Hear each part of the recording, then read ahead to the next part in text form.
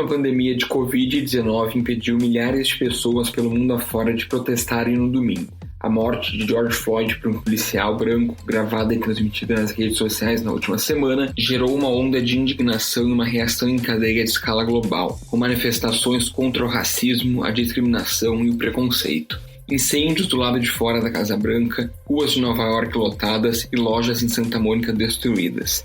Esse foi o cenário nas principais cidades dos Estados Unidos depois de mais um dia de protestos, os quais terminaram com toque de recolher e confronto entre a população e a polícia. O caos gerado por pequenos grupos ofuscou o que havia sido um dia amplamente pacífico, com centenas de milhares em todo o país se unindo em expressões de desgosto e frustração. De policiais ajoelhados com manifestantes a comunidades que se reuniram para deter saqueadores, muitos expressaram a determinação de não deixar a violência definir a narrativa.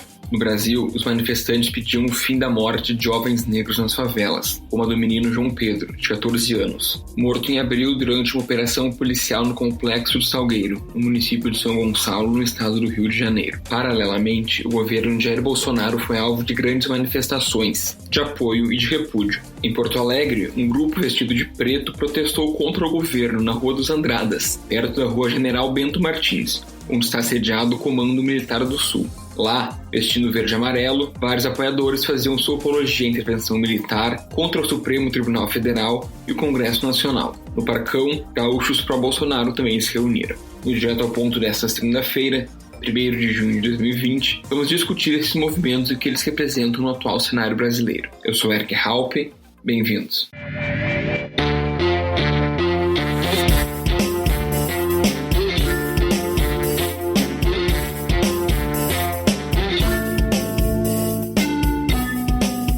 Ainda na noite de sábado, um grupo bolsonarista autodenominado 300 do Brasil fez um protesto em frente ao STF, depois de sua principal porta-voz, Sarah Winter, ter sido alvo de mandado de busca e apreensão relacionado ao inquérito das fake news, conduzido na corte na última quarta-feira. Com uma faixa onde se lia 300, o grupo marchava carregando tochas e alguns usavam máscaras que cobriam todo o rosto.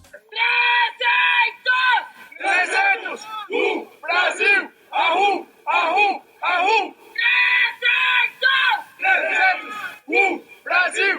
Arru! Arru! Arru! Apesar do nome, o ato reuniu menos de 50 pessoas. Seguidos por Sarah, os manifestantes gritavam palavras de ordem contra o ministro da STF, Alexandre de Moraes, responsável pelo inquérito. Em São Paulo, houve um protesto liderado principalmente por torcidas organizadas de time de futebol contra o governo, que terminou em confronto com a polícia militar. Entre aqueles que apoiam Bolsonaro, um homem portava uma bandeira com um estandarte preto e vermelho com o tradicional tridente do brasão nacional da Ucrânia. O embaixador do país no Brasil, Rostislav Tronenko, disse em entrevista à CNN Brasil que a bandeira usada não é nazista nem fascista, como circulou nas redes sociais.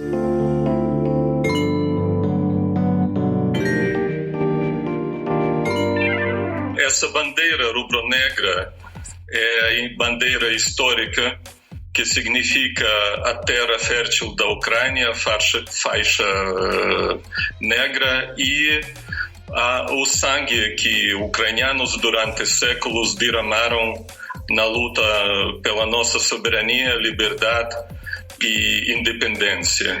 Eu gostaria de lembrar que no 2015 o Parlamento da Ucrânia aprovou a lei que proíba o uso da simbólica e proíbe também propaganda dos símbolos tanto nacional-socialistas, nazistas, como símbolos comunistas. Essa lei tem a lista das bandeiras, símbolos, etc., duas ideologias que são proibidas. Essa bandeira rubro-negra não está nesta lista. Mais uma vez, é bandeira histórica, é bandeira que tem nessa imagem o símbolo, o brasão ucraniano, que é tridente, que é símbolo do príncipe Vladimir, do século X, que trouxe cristianismo à Ucrânia, e significa esse tridente a Santíssima Trindade. Eu não vejo, e ninguém na Ucrânia, na Europa, vê o problema de uso dessas bandeiras. Se alguns partidos, tanto na Ucrânia como nos outros lugares do mundo, usam essa bandeira, é já o outro contexto.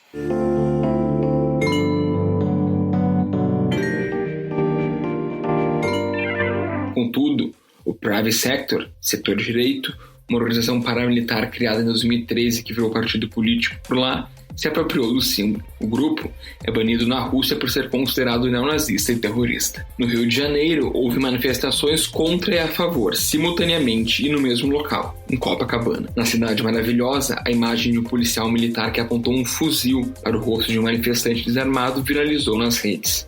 Ele vai responder administrativamente por ter ferido o protocolo interno, informou a Secretaria do Estado de Polícia Militar por meio de assessoria de imprensa. O episódio ocorreu no bairro de Laranjeiras, em frente ao Palácio Guanabara, sede do governo do estado, na Zona Sul Carioca. E para discutir essa ebulição nas ruas do Brasil em meio à pandemia de Covid-19, eu convidei a editora de política do Correio do Povo, Maureen Xavier.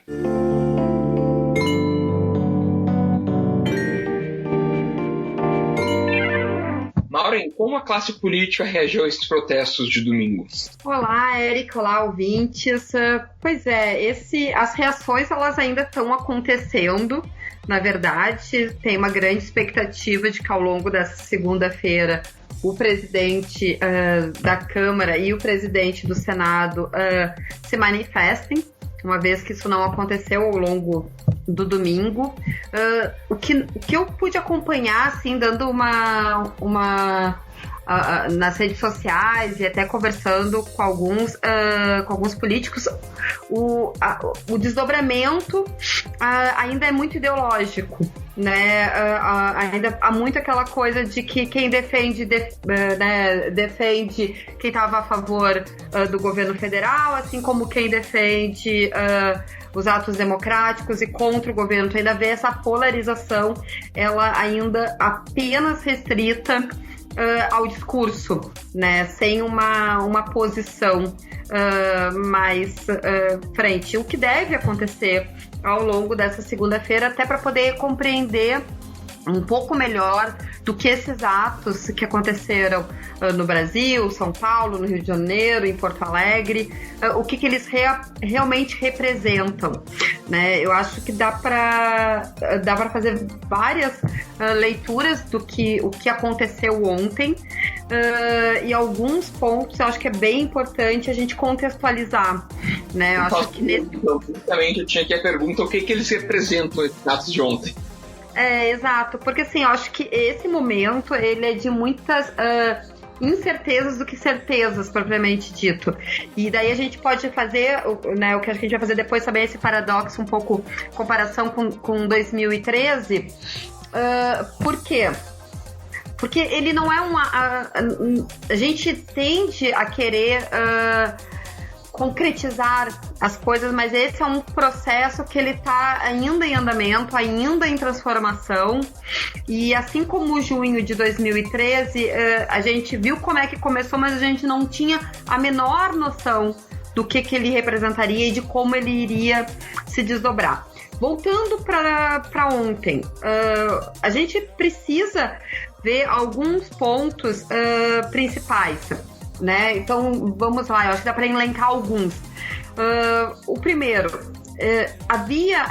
estava ocorrendo até este momento manifestações nas ruas, e a gente pode dizer desde lá daquele 15 de março, protestos voltados ao governo, a uma proteção do governo, a uma defesa do governo, mas não só isso, né? Ele também vinha com um discurso antidemocrático, um discurso de ataque aos poderes, às outras instituições, o que no início dividia um pouco a atenção entre o Congresso e o STF. Ontem ficou mais forte, voltado ao STF, que é de onde está vindo uma pressão maior contra o governo federal, e daí a gente pode citar dois exemplos que estão dentro desse contexto, os mais recentes.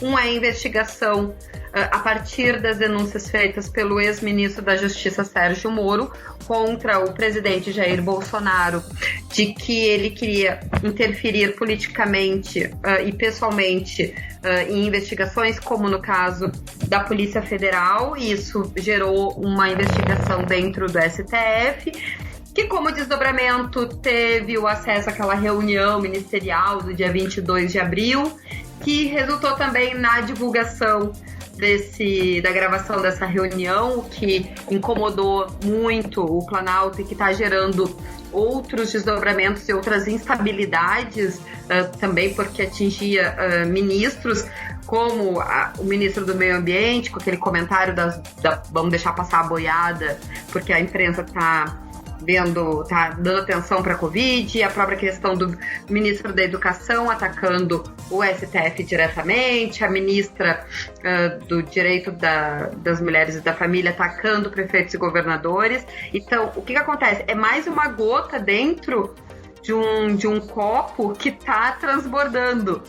Então, e daí nós temos o segundo ponto, que foi na semana passada mais efetivamente, a ação pedida pelo ministro do STF, Alexandre de Moraes, envolvendo o processo da fake news, que na verdade atingiu em cheio, né, uma parte importante, né, que está dentro é um braço do presidente, que é todo esse movimento, né, nas redes sociais, né, e de ataques e de fake news, independentemente das contestações que tenham, ele é um braço de apoio importante e que pelas investigações está muito próximo, né, ao presidente, como a questão das investigações envolvendo o gabinete do ódio, que seria coordenado inclusive pelo filho do próprio presidente. Então nós temos esse turbilhão envolvendo essa relação com a STF. Ao mesmo tempo, a gente tinha uma tentativa de o governo que parecia, a gente até conversou sobre isso na semana passada, que foi aquela reunião do presidente com os governadores na semana anterior, né, na verdade, tentando amenizar um pouco as relações, tentando criar um clima de estabilidade. Alguns comentaristas até dizem que o presidente estava tentando sair do seu isolamento político, né, tentando melhorar a relação. No final das contas, o que a gente viu como desdobramento foi o projeto de ajuda aos estados e municípios, foi assinado aos 45 minutos do segundo tempo, né, o que vai ainda deixar os governadores e prefeitos numa situação delicada de que vão ter que esperar mais para esse recurso efetivamente cair. E dentro desse arcabouço, nós temos o governo federal negociando com o Centrão, né, para ter o apoio dentro do Congresso. Então são várias frentes que estão se movendo, que estão em movimento nesse momento, e inclusive no Centrão, que afeta, vamos dizer assim, um dos eixos principais do discurso do presidente, que era o não vou negociar cargos, não vou fazer o jogo do toma lá da cá. Porém, ele entrega, né, um fundo de 54 bilhões, né, para um novo aliado desse Centrão. Esse é o cenário em que as coisas estão acontecendo. E nem vamos entrar ainda na questão da pandemia, né, porque nós temos quase 30 mil mortes, nós temos ainda todo esse problema de discurso, toda essa fragmentação acontecendo em meio a uma pandemia. Ok, dentro desse cenário, até agora o que vinha acontecendo era uma manifestação ativa de apoiadores do governo, né? Domingo, com menos força, marcando presença, mas todos os últimos domingos, a gente viu isso aqui em Porto Alegre também, mas a narrativa desse movimento das ruas, ele estava único. Por quê? Colaborado com a questão da pandemia, né? Tu tem todo esse discurso essencial para evitar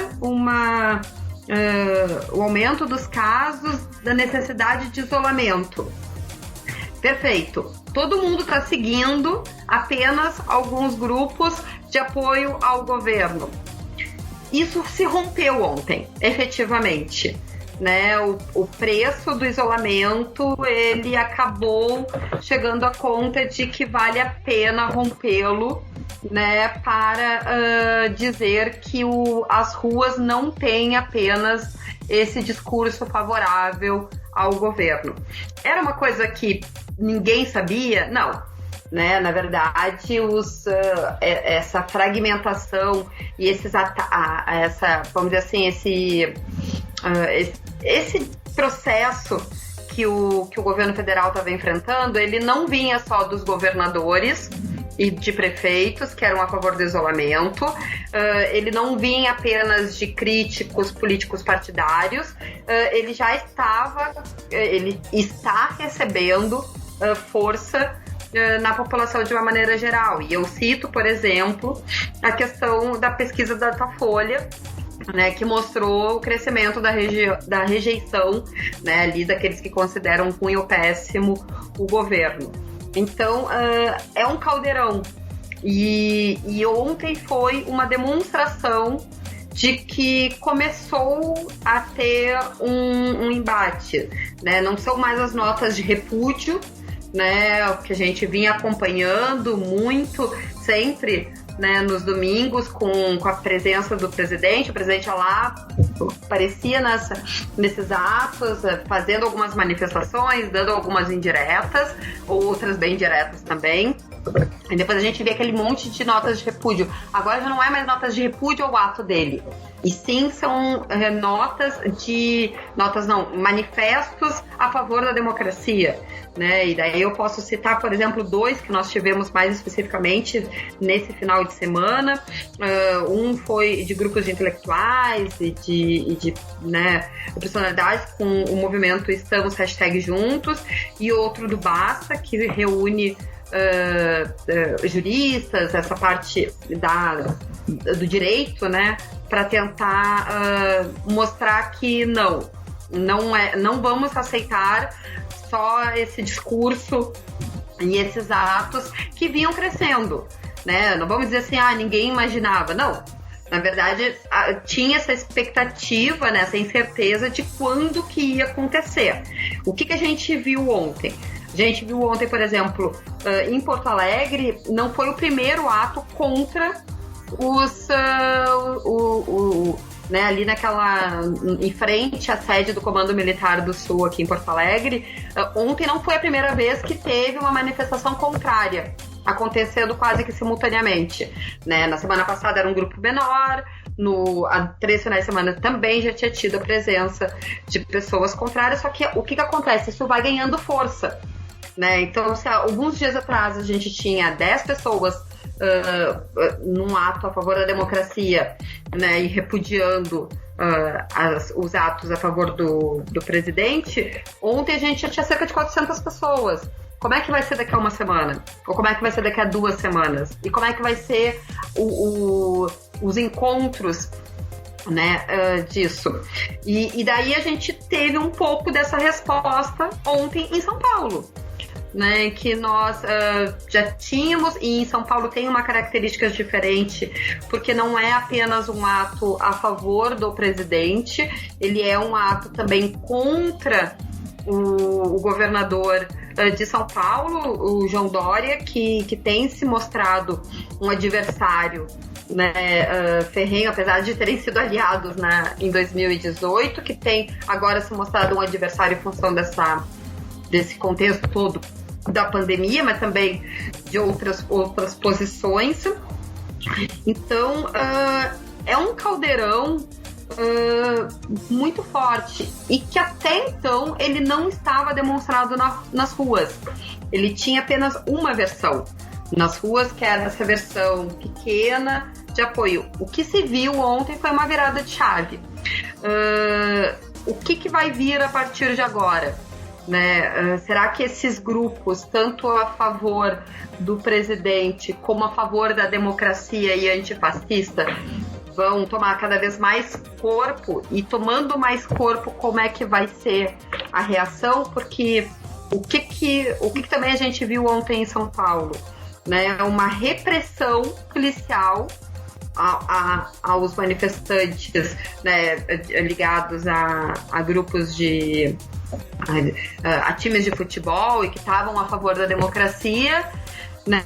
E daí a gente começa com esse dueto com esse duo de narrativas, né, sobre como que vai ser isso a partir da frente. Então eu acho que nesse momento ontem foi marcado por simbolismos, por um pouco de tudo isso, e esse é o contexto em que as coisas acontecem.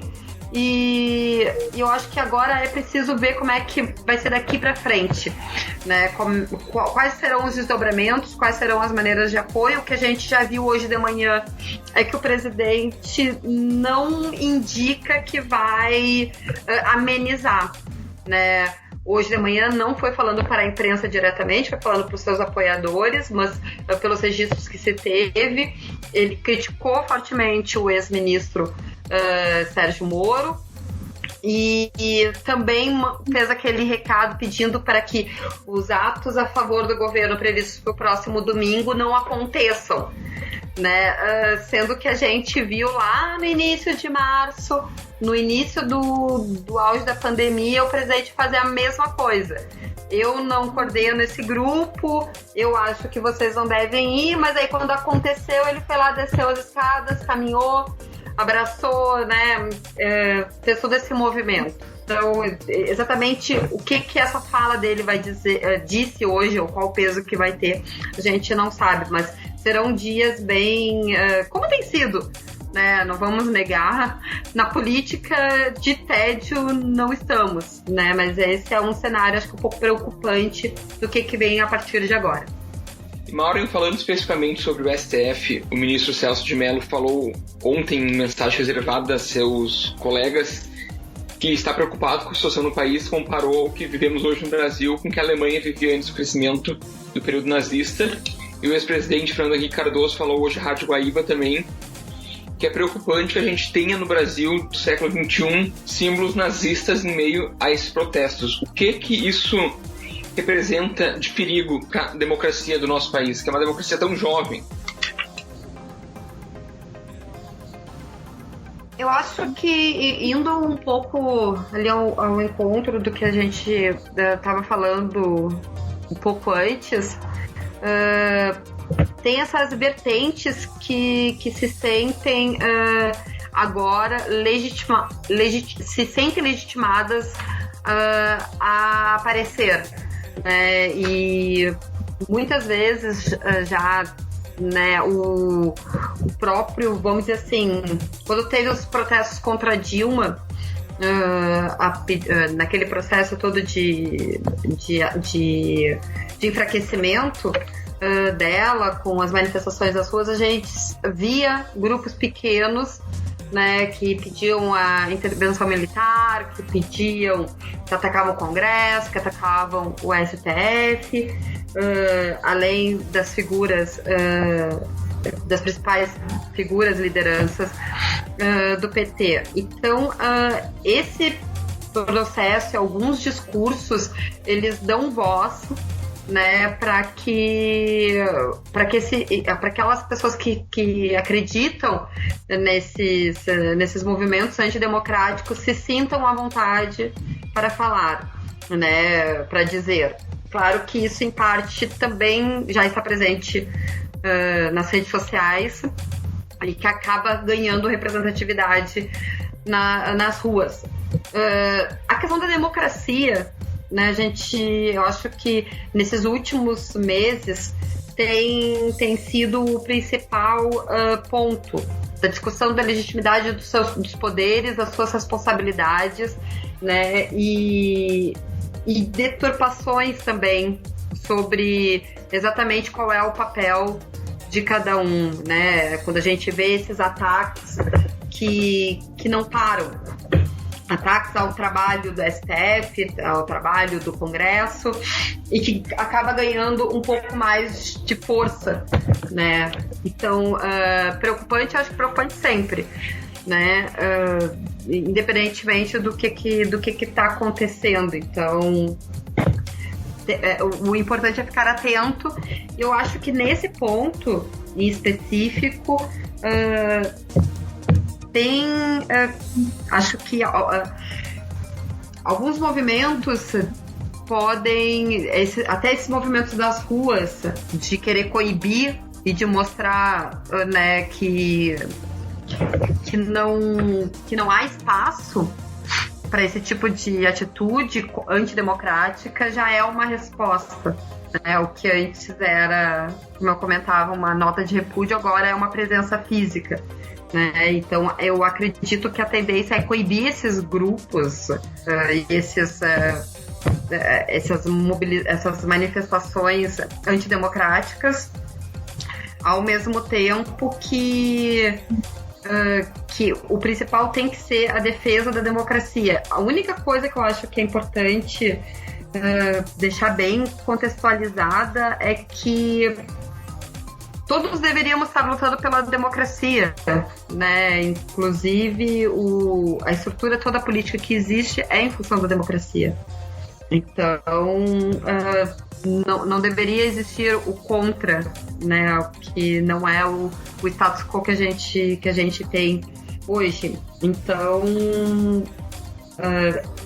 é preocupante esses ataques, porque eles também acabam desestruturando cada vez mais as preocupações prioritárias que deveriam. Eu acho que esse é um ponto que deveria preocupar a todos.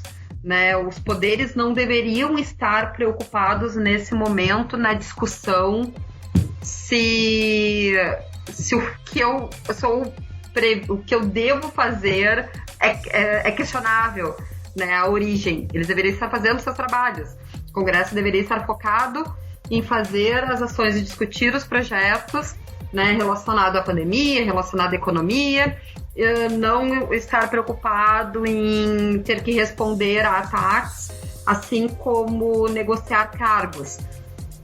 E o presidente e a sua equipe deveriam estar preocupadas no enfrentamento à pandemia e não em deixar esse clima mais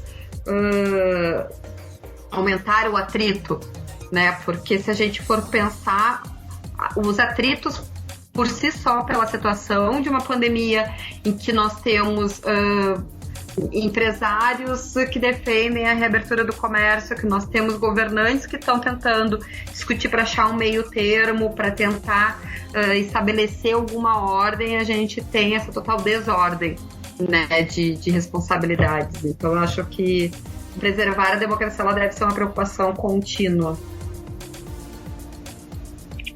Maura, tu mencionaste a ex-presidente Dilma Rousseff a questão dos protestos de 2013, que começaram pelos 20 centavos e depois tomaram uma proporção absurdamente grande que ninguém consegue contabilizar ainda hoje. Então eu quero saber que paralelos a gente pode fazer entre esses dois momentos, o do passado e o de agora, sendo que a gente sabe que tivemos como estopim dessa vez, podemos por assim dizer, a morte do menino João Pedro e do George Floyd lá nos Estados Unidos, que desencadeou essa reação aí no mundo inteiro. O que a gente tem visto? Que é a insatisfação. Na verdade, acho que algum paralelo que dá para fazer sobre 2013 e 2020, 7 anos depois, é que o 2013 ele começou pelo 20 centavos, ganhou uma proporção que ninguém conseguiu prever naquele início e expôs uma quantidade muito grande de insatisfações. Né, de satisfações com a saúde, de satisfações com a economia, de satisfações com o emprego, com a educação, tudo isso veio à tona com um ataque direto à classe política. Né? Veio esse desmerecimento dos políticos, esse processo. Naquele momento eu acho só que a gente, acho que tirando as ruas e tirando a insatisfação, talvez são as únicas coisas. Por quê? Porque naquele momento tu tinha um processo meio unificado de desgaste do governo federal. Naquele momento nós tínhamos a presidente Dilma Rousseff iniciando, né, um novo mandato, mas nós já tínhamos toda uma trajetória de permanência do PT no governo federal, assim como nós tínhamos um crescente, né, de investigações e de processos próprio de desgaste, né? Naquele momento também o governo federal negociava com vários partidos, enfim. O que a gente vê agora, propriamente, são dois movimentos diferentes que se encontraram nas ruas ontem. E como que vai ser esse encontro daqui para frente é o que vai fazer paralelo ou não. Mas a voz não é única, né? E o foco não é único, são focos divergentes dessa vez. E ao mesmo tempo, a gente vê esse sentimento de esgotamento com o que está, com algumas práticas, né? Como o racismo, como essa violência direcionada a grupos específicos que é inaceitável, né, nos dias de hoje. Enfim, inaceitável sempre, mas que hoje ganham. E uma mostra que eu acho que nos Estados Unidos, assim como o Brasil, mas especialmente nos Estados Unidos, deu para perceber também foi essa voz que tu não consegue controlar, né? E eu acho que esse é um ponto que os protestos de 2013, os protestos que estão acontecendo agora, os protestos dos Estados Unidos têm uma similaridade muito grande. O controle, né? Tu vai ter essas manifestações e elas vão tomando corpo e é preciso ouvi-las, né? Agora, volto a dizer que eu acho que 2013 e 2020 no Brasil são junhos bem diferentes, né? E eu acho que é uma mensagem que tende ainda agora a ser melhor analisada ao longo do mês, né? Como a gente vai poder acompanhar os próximos desdobramentos. Acho que tem poucas... Ainda é recente para poder fazer esses paralelos com mais profundidade, pelo menos com informações nesse momento. Até porque estamos no primeiro dia do mês de junho de 2020, ainda tem muita coisa para acontecer. Mas eu te pergunto se o impacto nas eleições deste ano já é possível de se prever. Então, eu acho que sempre acaba tendo algum impacto na eleição. A gente já conversou outras vezes sobre a própria questão do adiamento e eu acho que tem algumas informações que elas precisam ser levadas em consideração. Eric, por exemplo, uma delas é que o ministro Alexandre de Moraes, né, do STF, ele assume uma cadeira efetiva no TSE, né, no Tribunal Superior Eleitoral. No TSE tem várias ações contestando a chapa Bolsonaro-Mourão, né, com alguns processos que podem ganhar alguma atenção maior nesse momento. Além disso, o Alexandre de Moraes é o mesmo ministro que desencadeou a operação na semana passada das fake news e que também pediu para que o período analisado em relação aos investigados fosse 2018, exatamente para fazer esse paralelo. Então, esse é um ponto, tá? Falando assim de questão eleitoral. E eu acho que é um ponto que precisa ser levado em consideração porque isso vai influenciar. Sobre as eleições eu acho que a gente tem alguns pontos que são bem específicos. Há ainda uma incerteza muito grande sobre a realização do pleito à data, né? Pelo que tudo indica, deverá ter esse adiamento de data, talvez para o final do ano, como o próprio presidente do TSE tem indicado e 2 semanas o presidente da Câmara também falou, o presidente do Senado também, sobre, em função dos desdobramentos da pandemia. As eleições municipais, ela tem um discurso permeado por questões mais próximas. Questões nacionais ou questões... essa política nacional acaba influenciando? Sim, acaba influenciando, porém o foco da discussão ela é mais próxima. Essa coisa mais... vamos dizer assim, mais perto, né, do que esses problemas que nem são de competência de prefeitos ou de vereadores resolver ou discutir. Então, mas ignorar que não vai ter nenhuma influência, eu acho que é impossível, né? Porque, assim como em outras eleições municipais, muitos candidatos a vereador e a prefeito sempre se colavam, né? Ou sempre faziam ligações com os presidentes. Isso aconteceu com Lula. Então, será que vai ser vantajoso e o quanto vai ser vantajoso, né, essa vinculação? É uma questão que eu acho que os partidos, até pelas suas proximidades, e proximidades ideológicas, eu digo, trabalhar quanto que isso vai ser benéfico ou não. Até porque a gente tem um outro panorama, que é uma terceira questão, que é qual?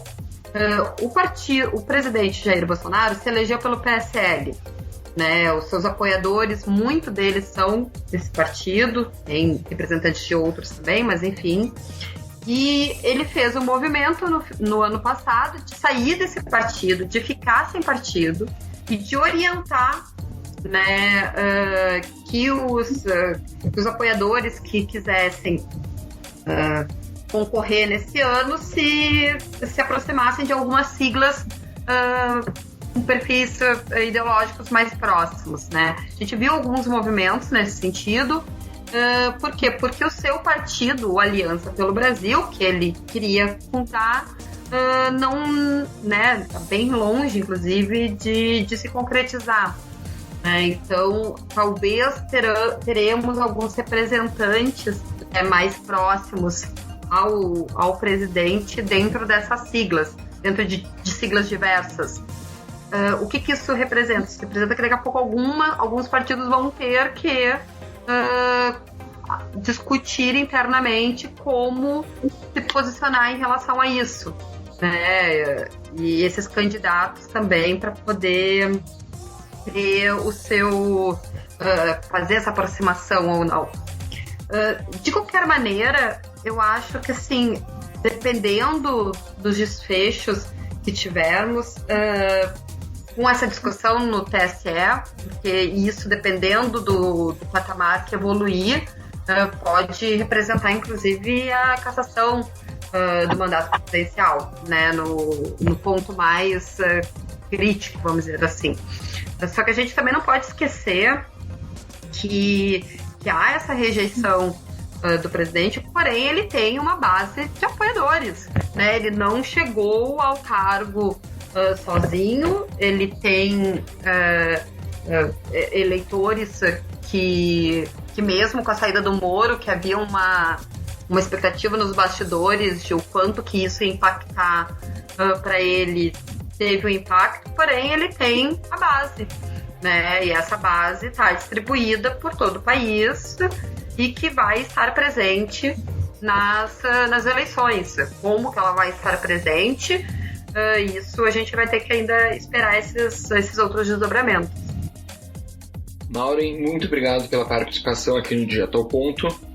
Obrigada, Érica. Eu acho que nesse momento, antes de qualquer coisa, há bem poucas certezas, né? A gente tem esse desenho, desse panorama do que pode vir. Eu acho que até fazer projeções é bem irresponsável, porque assim como em junho de 2013, né, muitas pessoas que tentavam indicar o que aconteceria foram provavelmente bem surpreendidas. Mas eu acho que é importante, antes de tudo, entender esses contextos que todos esses acontecimentos estão acontecendo. O Direto ao Ponto de hoje chega ao fim. Eu sou Eric Halp e o programa teve na edição Aleph Alencar. Até a próxima. Tchau, tchau.